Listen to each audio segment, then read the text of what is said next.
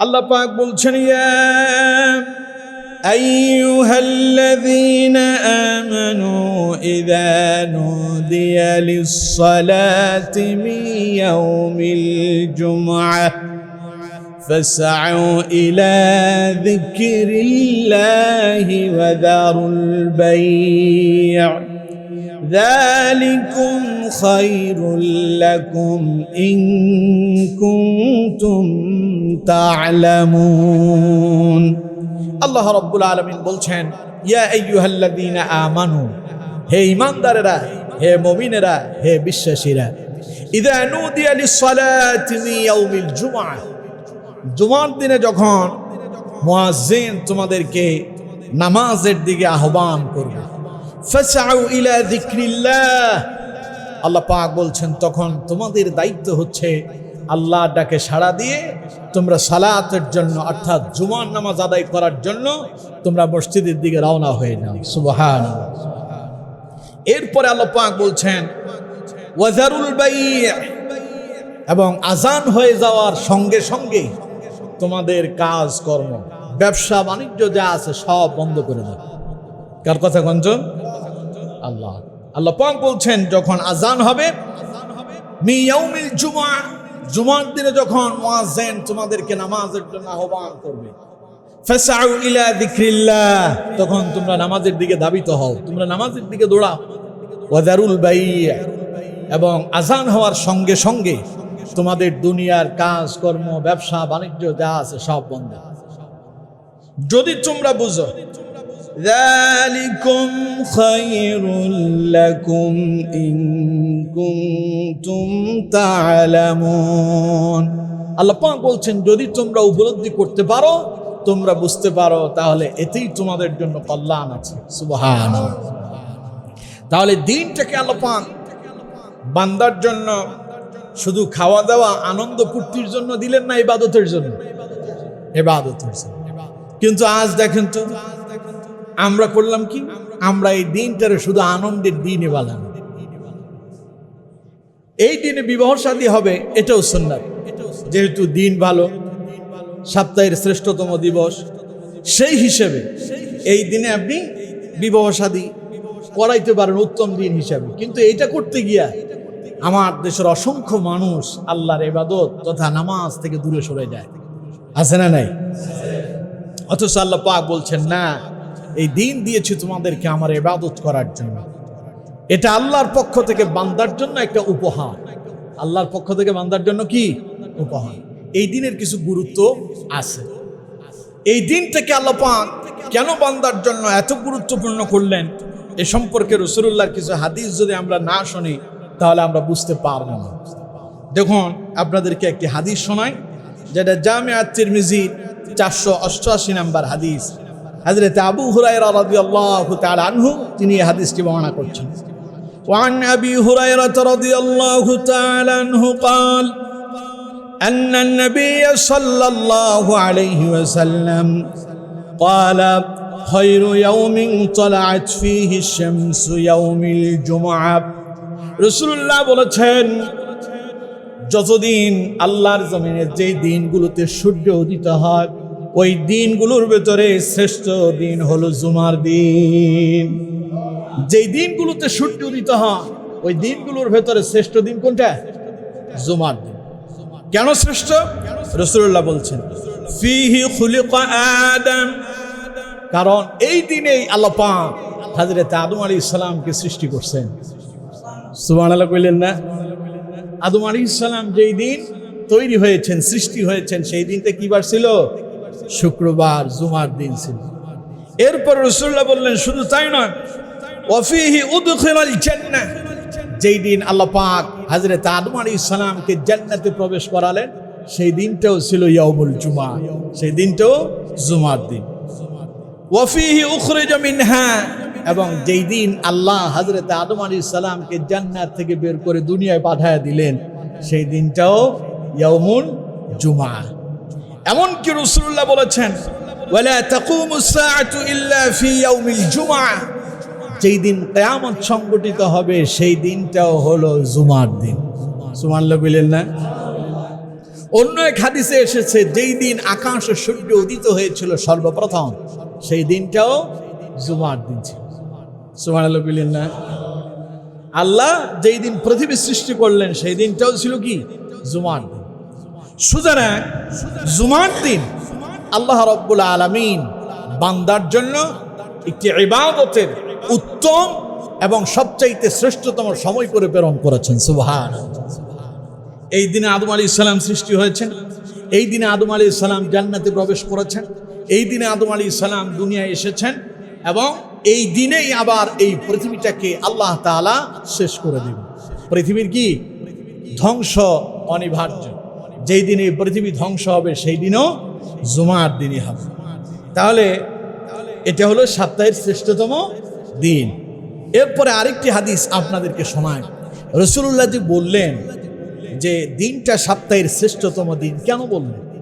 কারণ কোরআনুল কারীমে আল্লাহ পাক বলছেন, বান্দা যখন তোমাদেরকে মুয়াজ্জিন জুমার দিনে নামাজের জন্য আহ্বান করবে, জুমার নামাজের জন্য আহ্বান করবে, মি ইয়াউমিল জুমআ ফাসআউ ইলা যিকরিল্লাহ, তখন তোমরা আল্লাহর জিকির তথা নামাজের দিকে তোমরা ধাবিত হও। কেন? আপনি আসলে কি লাভ হবে? দেখুন, নবী করিম সাল্লাল্লাহু আলাইহি সাল্লাম বলছেন এই দিনটাকে রাসূলুল্লাহ খুব ভালোভাবে উদযাপন করতেন। ইবাদতের জন্য কি খুব ভালোভাবে উদযাপন করতেন। এই দিনে গোসল করা সুন্নাত। জুমার দিনে গোসল করাটা কি সুন্নাত। আতর, খুশবু, ভালো পরিষ্কার পরিচ্ছন্ন পোশাক পরাটাও সুন্নাত। এক হাদিসে এসেছে নবী করিম সাল্লাল্লাহু আলাইহি সাল্লাম সাহাবায়ে কেরামকে বলেছেন, আমার সাহাবীরা তোমরা দুইটা পোশাক বানাবে। কয়টা? দুইটা জামা বানাবে। একটা প্রতিনিয়ত ব্যবহার করবে আর আরেকটা জুমার দিন জুমাতে আসার সময় পরে আসবে। সুবহানাল্লাহ। সাধারণত আমরা যখন নামাজে আসি কার কাছে আসি? জোরে বলেন। তা আল্লাহর সামনে একটু দাঁড়াবেন, পোশাকটা কি উন্নত মানের হওয়াই চাই। এজন্য আল্লাহর সামনে দাঁড়ানোর সময় উন্নত পোশাক পরা প্রয়োজন। এটাও সুন্নাত, এটাও কি সুন্নাত। এই দিনে যদি আপনি গোসল করে আগে আগে মসজিদে আসতে পারেন, আপনার জন্য কি সওয়াব আছে দেখুন।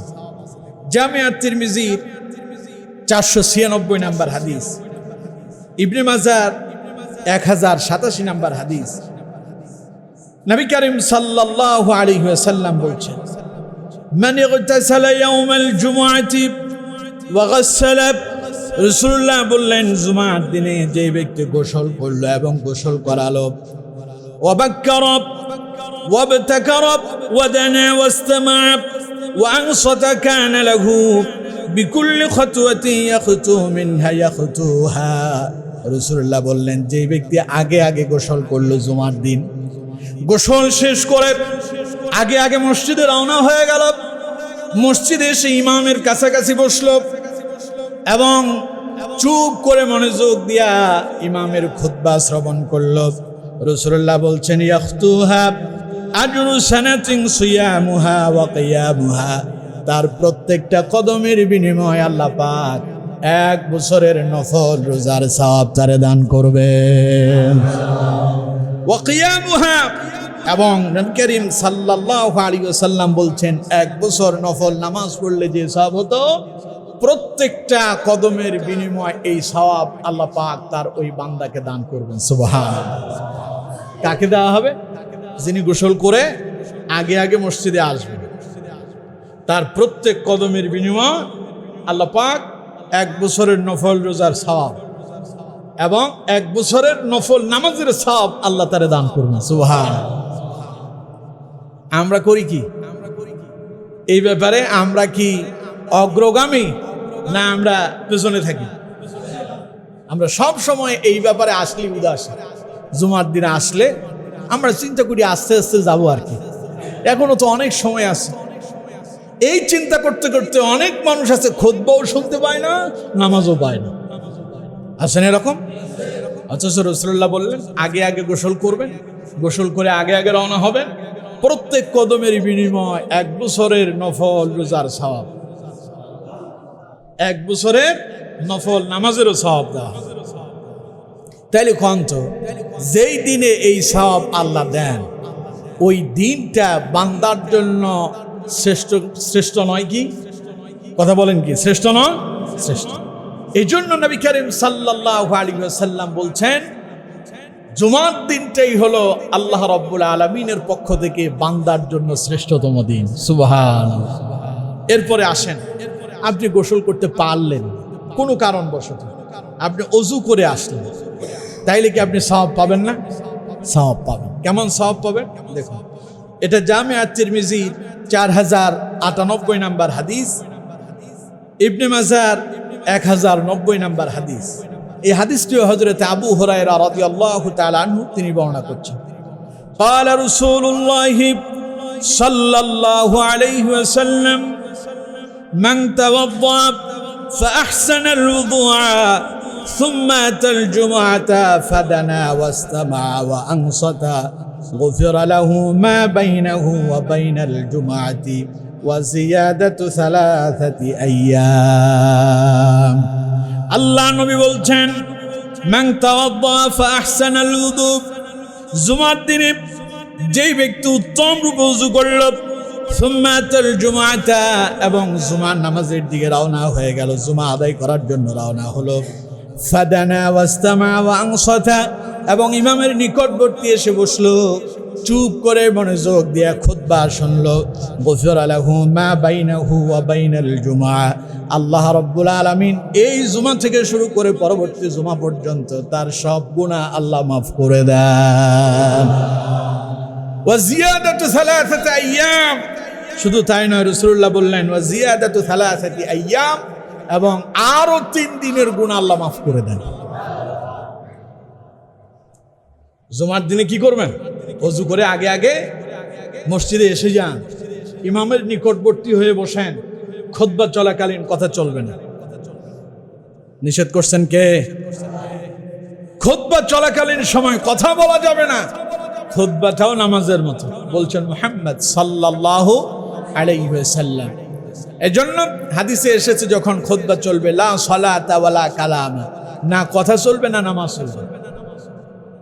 কেউ কথা বলতেছে, আপনি তাকে বারণও করতে পারবেন না, এই কথা বলিও না, এই কথাও বলা যাবে না। খুতবা চলাকালীন সময় ইশারা দিয়েও নিষেধ করা যাবে না। নামাজের ভেতরে কেউ কথা বলতেছে, আপনি তার ইশারা দিয়ে নিষেধ করতে পারবেন? কথা কয় না, পারবেন? নামাজের ভিতরে কেউ কথা বলতেছে, আপনি তারা নামাজের ভিতরে ধমক দিতে পারবেন?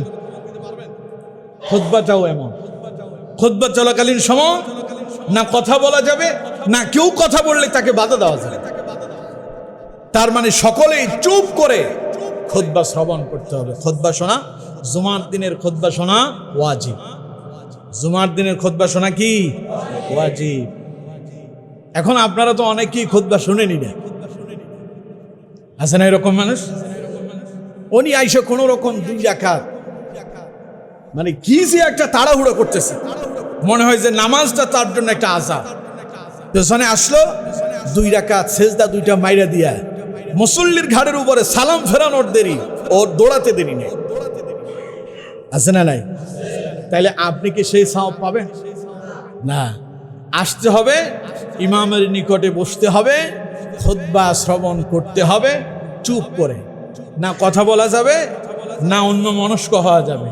কান খাড়া করে দিতে হবে, মনোযোগ দিয়া কথাগুলো শ্রবণ করতে হবে।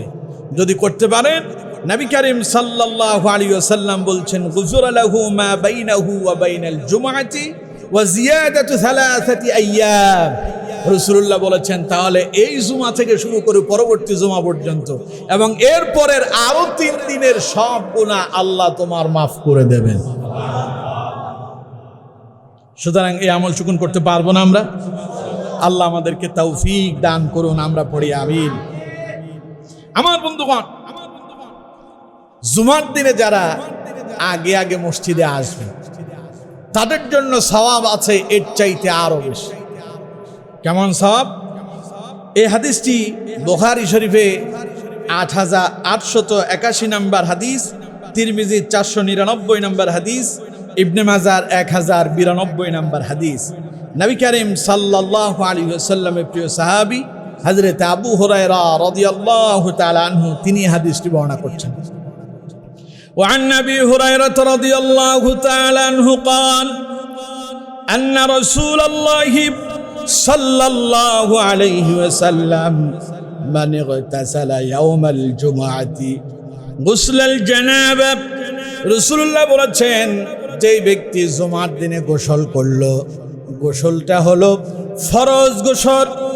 অর্থাৎ আপনি যখন গোসল আপনার উপরে যখন ফরজ হয়ে যায়, ওই ফরজ গোসলের ন্যায় যেই ব্যক্তি জুমার দিনে গোসলটা আদায় করতে পারল, রাসূলুল্লাহ বলেছেন সুম্মা রাহা ফাকান্নামা ক্বাররাবা বাদানা, এরপরে আগে আগে মসজিদে চলে আসলো, সবার আগে যিনি আসলো, রাসূলুল্লাহ বললেন আল্লাহ রাব্বুল আলামিন একটা উট আল্লাহর রাস্তায় কোরবানি করলে, সাদকা করলে যে সওয়াব হয়, আল্লাহ তার ওই বান্দার আমলনামায় সেই সওয়াব লিপিবদ্ধ করে দেন।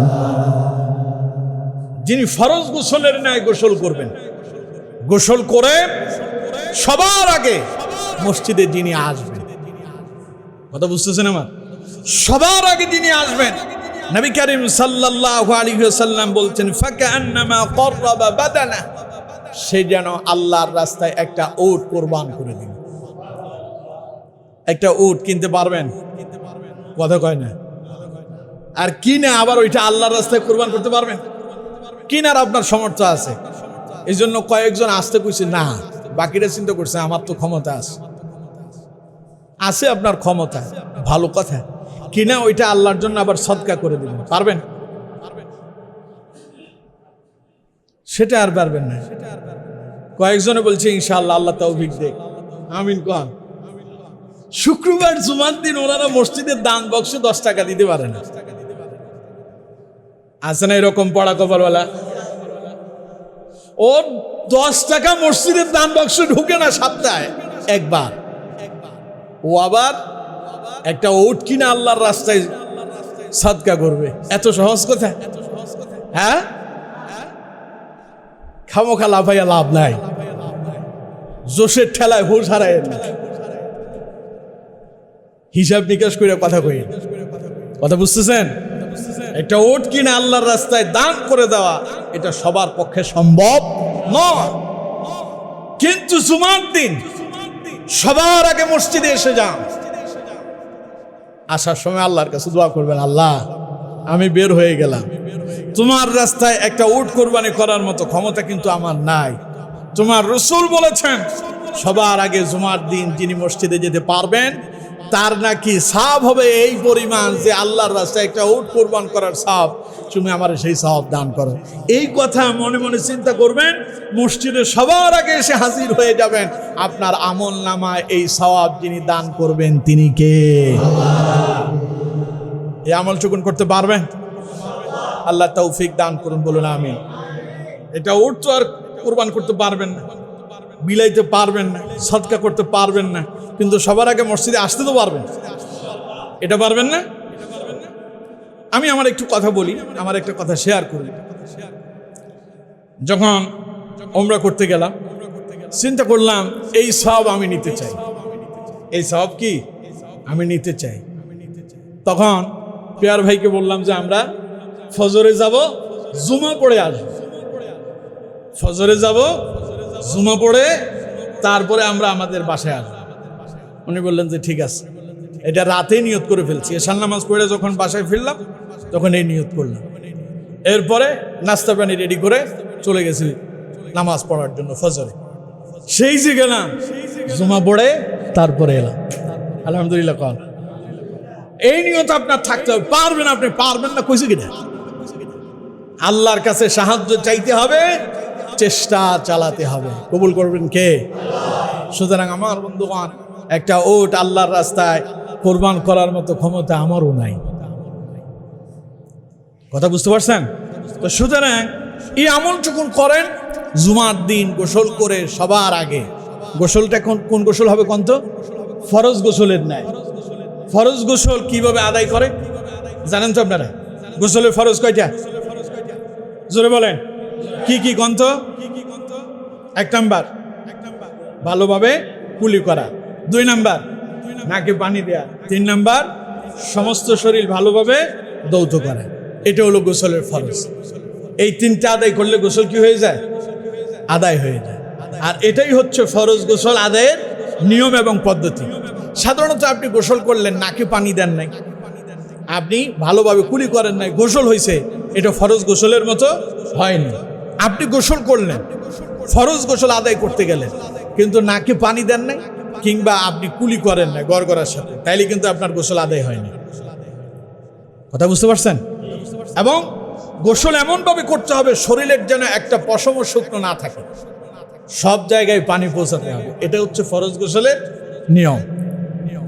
তাইলে ফরজ গোসল যেইভাবে করে এইভাবে গোসল করে যদি সবার আগে মসজিদে আসতে পারেন, নবী করিম সাল্লাল্লাহু আলাইহি ওয়াসাল্লাম বলছেন ফাকান্নামা ক্বাররাবা বাদানা, আল্লাহর রাস্তায় একটা উট কুরবান করলে যে সওয়াব হয় আল্লাহ আপনার সেই সওয়াব দান করবেন। সুবহানাল্লাহ।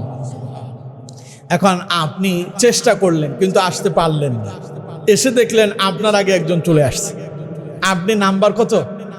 2। আপনার নাম্বার কত? 2। তাইলে কি আপনি সওয়াব পাবেন না? পাবেন। আপনি কি সওয়াব পাবেন দেখুন, রাসূলুল্লাহ বলছেন, আল্লাহ নবী বলছেন ওয়ামান রাহা ফিস সাআতি الثانية في الساعة 2 فكأنما قرب بقرة। রাসূলুল্লাহ বলেছেন যেই ব্যক্তি দ্বিতীয় নাম্বারে আসলো, যেই ব্যক্তি প্রথমে আসতে পারলো না, জুমার দিনে গোসল করে দ্বিতীয় যেই ব্যক্তি মসজিদে ঢুকতে পারলো, ফাকান্নামা ক্বাররাবা বাকারা, সেই যেন আল্লাহর রাস্তায় একটা গাভী কিংবা একটা গরু কোরবান করে দিল। আপনি সবার আগে আসতে পারেন নাই, কিন্তু আসলেন কত নাম্বার? দ্বিতীয় নাম্বারে। নবী করিম সাল্লাল্লাহু আলাইহি ওয়াসাল্লাম বলছেন ওমান রাহা ফিস সাআতি থানিয়াতি ফাকান্নামা ক্বাররাবা বাকারা, যেই ব্যক্তি 2 নম্বরে আসলো সেই ব্যক্তিকে দেওয়া হবে একটা গরু আল্লাহর রাস্তায় কোরবান করার সমপরিমাণ সওয়াব। প্রতিযোগিতা চালান না, একটা না হইলে আরেকটা পাবেন ইনশাআল্লাহ। এই জুমা পান নাই পরের জুমায় পাবেন, পরের জুমায় পান নাই তার পরের জুমায় পাবেন। ছেলেপেলেরা পরীক্ষা দেয়, প্রস্তুতি নেওয়ার সময় সবাই প্রস্তুতি নেয় যে সে যেন এই প্লাস পায়। যেই ছেলেটা এই প্লাস পাওয়ার জন্য প্রস্তুতি নিল, এই প্লাস না পাইলেও এই গ্রেড পাওয়ার সম্ভাবনা আছে। যেই ছেলেটা এই গ্রেড পাওয়ার চিন্তা ভাবনা কইয়া পরীক্ষা দিতে গেল, এই গ্রেড না পাইলে এই মাইনাস হইলেও পাবে। কিন্তু যেটা মনে মনে চিন্তা করলে আর কোন রকম পাস করলাম, ওইটা এফ পাবে। এফ, এফ মানে কি? ফেল। তার মানে আপনার চিন্তা ভাবনা নিয়ত থাকতে হবে বড়, নিয়ত করতে হবে কি? বড়। চেষ্টা করতে হবে ভালোটার জন্য। আপনি ভালোটা না পাইলেও কাছাকাছিটা পাবেন। এই জন্য হাদিসে নবী করিম সাল্লাল্লাহু আলাইহি ওয়াসাল্লাম বলছেন, তোমরা যখন আল্লাহর কাছে জান্নাতের জন্য দোয়া করবে তখন শ্রেষ্ঠ জান্নাত জান্নাতুল ফেরদাউসের জন্য দোয়া করবে। সুবহানাল্লাহ। কারণ জান্নাতের ভেতরে শ্রেষ্ঠ জান্নাত কোনটা? জান্নাতুল ফেরদাউস। যদি তোমার ভাগ্যে জান্নাতুল ফেরদাউস নাও থাকে, অন্য কোনটা হইলেও পাইবা। আর যদি মনে মনে চিন্তা করে জান্নাত এখানে আল্লাহ যদি কোনো রকম মিলাই দেয়, আর উনি নামাজও পড়ে না, কোরআনও পড়ে না, দিনও মানে না, ইসলামও মানে না, নিজের খেয়াল খুশি মতো চলে, আবার কয় যে মরার পরে যদি আল্লাহ জান্নাত টান্নাত দিতেই জান্নাতে গেলাম, নাইলে তো আমার আর কোনো উপায় নেই। আছে না এরকম লোক? না, এইরকম চিন্তা ভাবনা করার জন্য আল্লাহ বলেন নাই। আল্লাহ বলছেন চিন্তা ভাবনা করো ওইটা যেটা হবে উত্তম। সেই উত্তমটা করার জন্য আপনাকে উত্তম মন মানসিকতা নিতে হবে এবং ইবাদতে উত্তমটাই করতে হবে। কথা বুঝতে পারছেন? আপনার ইবাদত ভালো হবে আর মনে মনেই চিন্তা করতে হবে আমার ইবাদত আমার আল্লাহ কবুল করবেন না, বলছে কিনা। আমরা অনেকে দোয়া করি আর মনে মনে চিন্তা করি কবুল হইল হইল, না হইল নাই। রাসূলুল্লাহ বলছেন না, এমন চিন্তা ভাবনা করলে কবুল হবেই না। চিন্তা ভাবনা করতে হবে আমার দোয়া অবশ্যই আমার রব আমার আওয়াজ শুনছেন, অবশ্যই তিনি কবুল করবেন। এই চিন্তা ভাবনা এই মন মানসিকতা নিয়ে যদি আল্লাহর কাছে দোয়া করেন সেটা মঞ্জুর হবে। ইবাদতের ব্যাপারে এই চিন্তা করতে হবে আমার ইবাদত এমন ভাবে হওয়া চাই, আমি এমন ভাবে ইবাদত করব যাতে করে আমার রব আমার ইবাদতটারে মঞ্জুর করেন। সুবহানাল্লাহ। কিন্তু আপনি যদি সেইভাবে যদি না করেন, সারা সপ্তাহে খবর নাই, জুমার দিনে আসলেন 2 রাকাত পড়া লাফজাপ দিয়ে চলে গেলেন, তো আপনি ওদের মতোই হবে। হইলে হইল, না হইলে নাই। কথা বুঝেন নাই? কথা কয় না, কথা বুঝতেছেন আমার? আপনারা লটারি ধরেন না মাঝে মধ্যে, 10 টাকা দিয়ে লটারি বিক্রি করে। এখন আর 10 টাকা নাই, আগে ছিল আর কি। এখন লটারির দামও বাড়ছে। তো এখন লটারি যারা বিক্রি করে তারা বলে ভাগ্যে যদি লেগে যায় আপনিও পেয়ে যেতে পারেন 50 লক্ষ টাকা। এখন আপনি ভাগ্য যাচাই করতেছেন, ওরাও বলতেছে ভাগ্য যাচাই করেন, আপনিও ভাগ্য যাচাই করতেছেন। তবে লটারি ধরা হারাম। লটারি ধরা কি হারাম? কে করেছেন? আল্লাহ বলছেন, ইয়া আইয়ুহাল্লাযীনা আমানু ইন্নামাল খামরু ওয়াল মাইসিরু ওয়াল আনসাব ওয়াল আজলাম।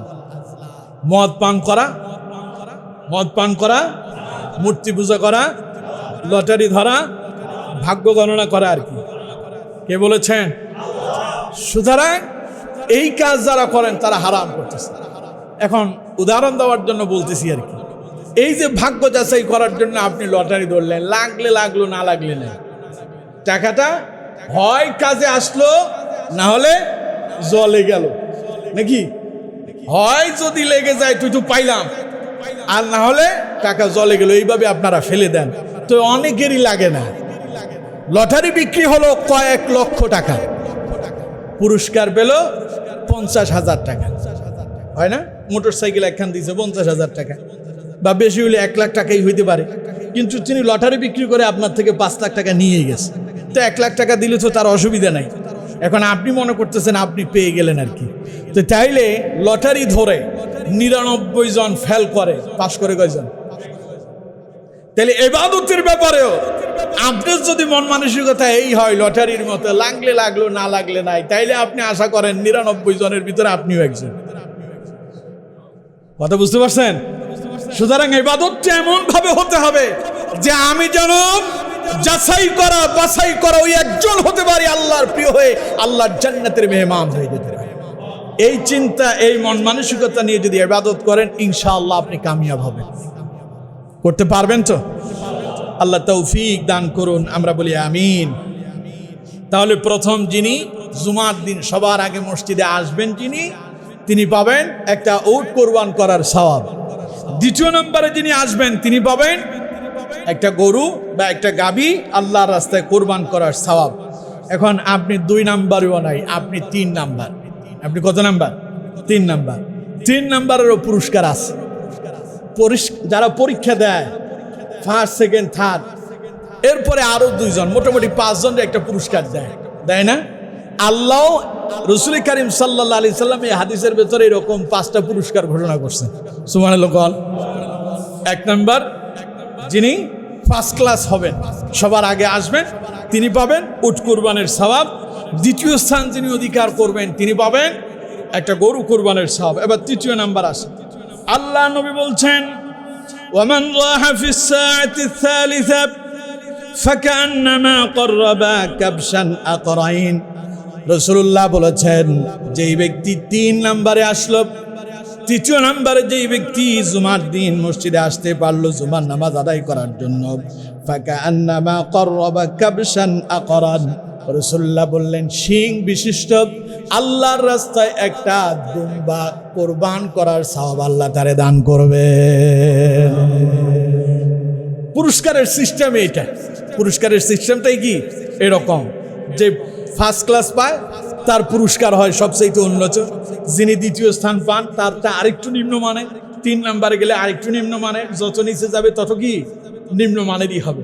এখন রাসূল করিম সাল্লাল্লাহু আলাইহি ওয়াসাল্লাম বলছেন, জুমার দিন তিনি জুমার নামাজ আদায় করার জন্য 3য় নাম্বার মুসল্লি হয়ে মসজিদে আসলো, 3য় নাম্বার ব্যক্তি যিনি হবেন, রাসূল করিম সাল্লাল্লাহু আলাইহি সাল্লাম বলছেন সেই ব্যক্তি যেন আল্লাহর রাস্তায় শিং বিশিষ্ট একটা দুম্বা আল্লাহর রাস্তায় কোরবান করার সওয়াব পেয়ে গেল। এবার আসেন 4 নাম্বার যিনি আসবেন তার কি হবে? আল্লাহ নবী বলছেন, ওয়ামান রাহা ফিস সাআতির রাবি'a ফাকান্নামা ক্বাররাবা দাজাজা। যেই ব্যক্তি 4 নাম্বার মুসল্লি হয়ে জুমার দিন জুমার নামাজ আদায় করার জন্য মসজিদে আসতে পারল, সে যেন আল্লাহর রাস্তায় একটা মুরগি সাদকা করার সওয়াব পেল। আস্তে আস্তে কি হয়ে যাচ্ছে? ছোট। এবার আসলো কি? মুরগি। 4 নম্বরে যিনি আসবেন তিনি কি? তাও তো পেল। ওই যে এখন কথা আছে না, নাই মামা থেকে কানা মামাও ভালো, কথাগুলো আছে না আমার দেশে। পা না পাওয়ার চাইছে তো পাইলাম। 4 নাম্বার মুসল্লি পাইল কি? একটা মুরগি কোরবান করার বা সাদকা করার সওয়াব। এবার 5 নম্বরে যিনি আসবেন তিনি কি পাবেন শুনুন। আল্লাহ নবী বলছেন, ওয়ামান রাহা ফিস সাআতি খামিসা ফাকান্নামা ক্বাররাবা বাইদা, যেই ব্যক্তি 4 নাম্বার নয় 5 নাম্বারে যিনি মসজিদে আসলেন, 5ম নাম্বার হয়ে জুমার দিন জুমার নামাজ আদায় করার জন্য যিনি মসজিদে ঢুকলেন, আল্লাহর রাস্তায় একটা ডিম সাদকা করার সওয়াব তিনি পেয়ে গেলেন। তিনি পাবেন কি? ডিম সাদকা করার সওয়াব। 5 নাম্বার পর্যন্ত ঠিক আছে, বাকিরা আসলে সাধারণ জুমার যেই সওয়াব সেই সওয়াব পাবে। কথা বুঝতে পারছেন? এরপরে যারা আসবেন তারাও বঞ্চিত নন। যতক্ষণ মসজিদে থাকবেন ততক্ষণ সব পেতেই থাকবেন। বলছেন মুহাম্মদ সাল্লাল্লাহু আলাইহি ওয়াসাল্লাম, আপনি যতক্ষণ মসজিদে ওযু অবস্থায় থাকবেন, নবী করিম সাল্লাল্লাহু আলাইহি ওয়াসাল্লাম বলছেন ততক্ষণ একদল রহমতের ফেরেশতা আপনার জন্য আল্লাহর কাছে দোয়া করতে থাকে, আল্লাহুম্মা গফির লাহু, আল্লাহুম্মা আরহামহু, আল্লাহ তুমি তোমার এই বান্দাটারে মাফ করে দাও, তোমার এই বান্দার প্রতি রহম করো। সুবহানাল্লাহ। সুতরাং 5 জন আসবেন আর বাকিরা আসার দরকার নেই, নাকি? 5 জন ঢুকে গেল আর আমরা যাই কি করবো? আমরা তো সেই সওয়াব পাবো না, আমরা বাইরে থাকি। তাইলে আর জীবনে পাশ করার সম্ভাবনা আপনার নাই। কথা বুঝতে পারছেন? তাহলে জুমার দিনে আগে আগে মসজিদে আসার দরকার আছে না নাই? আরো জোরে বলেন। এখন যেই সমস্ত ফেরেশতারা আপনাদের এই আমলগুলো লিপিবদ্ধ করেন, ওই ফেরেশতাদের এবার কাজ শেষ। কারণ মুসল্লি এসে গেল, সওয়াব লিপিবদ্ধ হয়ে গেল। এরপরে কি হবে শুনুন। আল্লাহ নবী বলছেন, ফাইদা খরাজাল ইমাম, অতঃপর ইমাম বেরিয়ে আসলো খুতবা দেওয়ার জন্য, হাদারাতিল মালাইকাতু ইস্তামিউনা যিকরা, তখন ফেরেশতারা উপস্থিত হয়ে যায় ইমামের খুতবা শোনার জন্য। ইমামের খুতবা শোনার জন্য ফেরেশতারা এসে যায়। বলছেন মুহাম্মদ সাল্লাল্লাহু আলাইহি ওয়াসাল্লাম। হাদিসটা কোন কিতাবের বলেছিলাম? বুখারী। ভুলে গেছেন আপনারা? হাদিসটা কোন কিতাবের? বুখারীর 881 নাম্বার হাদিস এবং জামিয়া তিরমিজি 499 নাম্বার হাদিস, ইবনে মাজার 1092 নাম্বার হাদিস। যেই ব্যক্তি সবার আগে মসজিদে আসবেন জুমার দিন, তিনি একটা উট কুরবান করার সওয়াব পাবেন। 2য় নম্বরে যিনি আসবেন একটা গরু কুরবান করার সওয়াব পাবেন। 3য় নম্বরে যিনি আসবেন একটা দুম্বা, শিং বিশিষ্ট একটা দুম্বা আল্লাহর রাস্তায় কোরবান করার সওয়াব পাবেন। 4র্থ নম্বরে যিনি আসবেন আল্লাহর রাস্তায় একটা মুরগি সাদকা করার সওয়াব পাবেন। 5ম নম্বরে যিনি আসবেন তিনি একটা ডিম সাদকার সওয়াব পাবেন। এবং এরপরে যারা আসবেন স্বাভাবিক সওয়াব যেটা সেটা পেতে থাকবেন। এমনকি রাসূল করিম সাল্লাল্লাহু আলাইহি ওয়াসাল্লাম বলছেন, যখন ইমাম মিম্বারে এসে যায় খুতবা দেওয়ার জন্য, তখন ফেরেশতারাও তাদের কার্যক্রম বন্ধ করে দিয়ে তারাও খুতবা শোনার জন্য বসে যায়। সুবহানাল্লাহ। অথচ আপনার খুতবা শোনার খবরই নেই। খুতবা চলে আপনি কথা বলেন, খুতবা চলে আপনি অন্য মনস্ক থাকেন, খুতবা চলে আপনি এখনো মসজিদে আসতে পারেন নাই, অথচ ফেরেশতারা এসে খুতবা শ্রবণ করতেছে। সুতরাং আমার বন্ধুগণ, জুমার দিন যিনি জুমার খুতবা শুনলেন না, তার জুমা আদায় হলো না। কথা বুঝতে পারছেন? জুমার দিন যিনি খুতবা শুনবেন না, তার জুমা আদায় হবে না। পরিষ্কার কথা। কারণ জুমার দিনের খুতবা শোনা কি বলেছি? ওয়াজিব, শুনতেই হবে, বাধ্যতামূলক। এটা না কথা বলা যাবে, না কেউ কথা বললে বাধা দেওয়া যাবে, না ইশারাতে নিষেধ করা যাবে। যেভাবে আছেন সেইভাবেই থাকেন, কারণ এখন আল্লাহর ইবাদত চলছে। সুবহানাল্লাহ কইলেন না? সুতরাং আমার বন্ধুগণ, জুমার দিনে বাড়িঘর উদ্বোধন করতে গিয়ে, বিবাহ শাদী করাতে গিয়ে, এরপরে দোকানপাট উদ্বোধন করতে গিয়ে আমরা যারা এই নামাজ থেকে বঞ্চিত হলাম, এই ইবাদত থেকে আমরা যারা বঞ্চিত, আমরা তারা যেন চিরবঞ্চিত হয়ে গেলাম। সুযোগ সব সময় আসে না। সুযোগ কি জীবনে সব সময় আসে? ভাগ্য সব সময় ভালো যায় না, সময় সব সময় ভালো যায় না। আপনি মনে করতেছেন এই জুমায় যাব না, আগামী জুমায় যাব। আর এই যে আপনার চিন্তা ভাবনা, আগামী জুমা পর্যন্ত আপনি যে হায়াত পাবেন, এটার কোনো গ্যারান্টি আছে? এখান থেকে বাড়ি পর্যন্ত পৌঁছাতে পারবেন, এই গ্যারান্টি কি আছে? সুতরাং চিন্তা ভাবনাকে একটু পরিষ্কার করেন, নিজের ধ্যান ধারণা নিজের মস্তিষ্ককে পরিবর্তন করেন, আল্লাহর ইবাদতের জন্য অগ্রগামী হয়ে যান, সামনে এগিয়ে যান। যত সামনে আগাবেন তত আল্লাহর রহমত আপনার নিকটবর্তী হবে। কেউ যদি আল্লাহর ইবাদত করার জন্য এক কদম সামনে এগিয়ে যায়, আল্লাহ তার ওই বান্দাটারে কাছে পাওয়ার জন্য এক হাত সামনে তুলে যায়। আমার কথা, রাসূলুল্লাহর কথা, বুখারী মুসলিমের হাদিস। ইযা তাকাররাবা আবদি মিন্নি শিবরান তাকাররাবতু মিনহু যিরাআন ওয়া ইযা তাকাররাবা মিন্নি যিরাআন তাকাররাবতু মিনহু বা'আন আও বু'আ ওয়া ইযা আতানি ইয়ামশি আতাইতুহু হারওয়ালা। পড়েন আল্লাহু আকবার। রাসূলুল্লাহ বলেছেন, ইযা তাকাররাবা আবদি মিন্নি শিবরান তাকাররাবতু মিনহু যিরাআ। আল্লাহর কোনো বান্দা যদি আল্লাহর দিকে এক বিগত সামনে আগায়, আল্লাহ তার ওই বান্দাটারে কাছে পাওয়ার জন্য এক হাত সামনে চলে যায়। ওয়াইদা তাকাররাবা মিন্নি যিরাআন তাকাররাবতু মিনহু বা'আন আও বু'আ। আল্লাহর কোনো বান্দা যদি এক হাত সামনে আগায় আল্লাহর কাছে যাওয়ার জন্য, আল্লাহর ইবাদত করার জন্য, আল্লাহ রাসূল বলছেন আল্লাহ তার ওই বান্দাটারে কাছে পাওয়ার জন্য আল্লাহ দুই হাত সামনে চলে যায়। ওয়াইদা আতানি ইয়ামশি আতাইতুহু হারওয়ালা। আল্লাহর কোনো বান্দা যদি হেঁটে হেঁটে আল্লাহর দিকে যায়, আল্লাহ তার ওই বান্দাটাকে কাছে টেনে নেওয়ার জন্য আল্লাহ দৌড়ায় বান্দার কাছে চলে যায়। সুতরাং আপনি যদি অগ্রগামী হন, আল্লাহ আপনাকে রহমত দিয়ে আরো কাছে টেনে নেবেন। সুতরাং জুমার দিন হেলায় দুলায় নষ্ট করবেন না। ওইটা আপনার পিকনিকের জন্য দেওয়া হয় না, ওইটা আপনার বিবাহ শাদীর জন্য আল্লাহ দেন নাই, ওইটা আপনার আনন্দ উদযাপন খুশি করার জন্য আল্লাহ দেন নাই। আবার কথাটার অন্যদিকে নিয়ে না যে জুমার দিন তাহলে তো বিবাহ শাদী করানো যাবে না, হুজুর বলছে। কারণ অনেকেই পরে আসছেন, আগের কথা শুনেন নাই। আমরা তো লেজে গোবরে করে ফেলি, কথা বুঝেন না? আমি আগেই বলছি, এটা শুরুতে বলেছিলাম, কারণ শেষের দিকে শুনে তো বলবেন যে হুজুর তো ওয়াজ করে গেছে জুমার দিন বিবাহ শাদী করানো যাবে। আগে কি বলছিলাম স্মরণ আছে আপনাদের? একজন বলবেন আমি জুমার দিনের বিবাহ শাদীর ব্যাপারে কি বলেছিলাম? সুন্নাত বলেছি। জুমার দিন বিবাহ শাদী করা কি সুন্নাত, যেহেতু দিনটা উত্তম। এই দিন কি উত্তম, বিবাহ শাদীটাও কি ইবাদত, বিবাহ শাদীও কি ইবাদত। আমি বলেছিলাম আপনি বিবাহ শাদীর ইবাদত পালন করতে গিয়া, ওই সুন্নত পালন করতে গিয়া যদি ওয়াজিব ছেড়ে দেন, জুমার নামাজে ছুটে যায়, তাইলে আপনার এই বিবাহ শাদীর দরকারই নেই। কথা বুঝতে পারছেন? তাহলে বুঝে শুনে কথা বলুন। তাহলে জুমার দিন আপনার বিবাহ শাদীর জন্য আল্লাহ দেন নাই, জুমার দিন পিকনিক করার জন্য দেন নাই, জুমার দিন গান বাজনা করবেন, আনন্দ উল্লাস করবেন এই জন্য দেন নাই। জুমার দিন আল্লাহ দিয়েছেন বান্দা ইবাদত করবে আর আল্লাহর নিকটবর্তী হয়ে যাবে। কথা বুঝতে পারছেন? তাহলে এই দিনটাকে হেলায় নষ্ট করবেন না।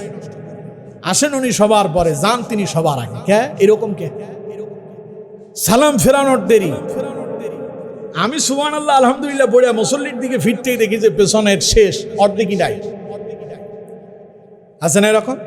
তো কি ওয়াজ করতেছি, ওয়াজ করে আমি আমার গলা ফাটাইতেছি, প্রতিদিন টাইমও নষ্ট করতেছি, 2-4-5 মিনিট প্রতিদিন দেরি হচ্ছে না? তো এই কষ্ট করার কি দরকার বলেন? এই কষ্টের মানেটা কি?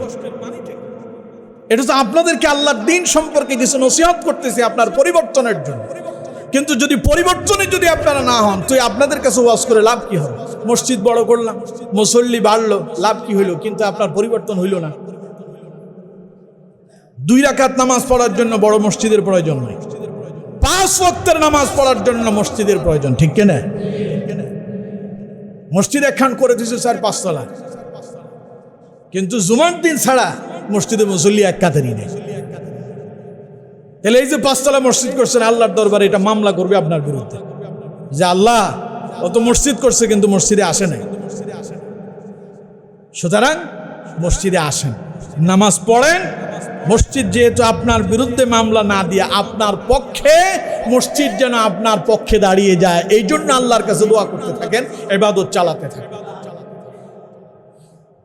প্রিয় বন্ধুগণ, আসুন আজকে যে কথাগুলো বলেছি, এই কথাগুলো দিয়ে আপনাদেরকে এই কথাই বোঝাতে চাইলাম, জুমার দিনটা হেলাই দুলাই নষ্ট করেন না, ইবাদতে কাটান। এই দিনের একটা সময় আছে, রাসূলুল্লাহ বলেছেন যেই সময়টাতে ইবাদত কবুল হয়ে যায়। সাহাবায়ে কেরাম 2টা সময়ের কথা বলেছেন। এই ব্যাপারে সাহাবায়ে কেরাম কয়টা সময়ের কথা বলছেন? 2টা। একটা বলা হয়েছে জুমার দিন আজানের পর থেকে খুতবার আগ পর্যন্ত, এই সময়ের ভিতরে যে দোয়া করা হয় সেই দোয়া কবুল হয়। আরেক জায়গায় বলা হলো আসরের পর থেকে মাগরিবের আগ পর্যন্ত এই সময়ের ভিতরে জুমার দিন যে দোয়া করা হয় সে দোয়া কবুল হয়ে যায়। অন্য এক হাদিসে আসছে দুই খুতবার মাঝখানে আমরা একটু বিরতি দেয় না, এই বিরতির সময় ইস্তেগফার করবেন, আস্তাগফিরুল্লাহ রাব্বি মিন কুল্লি জামবি ওয়া আতুবু ইলাইহি, দোয়া করবেন। আল্লাহ, আস্তাগফিরুল্লাহ মানে কি? ইস্তেগফার করা, আল্লাহ তুমি আমার ক্ষমা করো, এটা দোয়া। এটা কি দোয়া? এটা করবেন। এই সময় দোয়া আল্লাহ কবুল করেন। আসুন এই ইবাদতগুলো করার জন্য চেষ্টা করি। আল্লাহ পাক আমাদেরকে তৌফিক দান করুন। ওয়া মা তৌফিকি ইল্লা বিল্লাহ। আসসালামু আলাইকুম ওয়া রাহমাতুল্লাহি ওয়া বারাকাতুহু।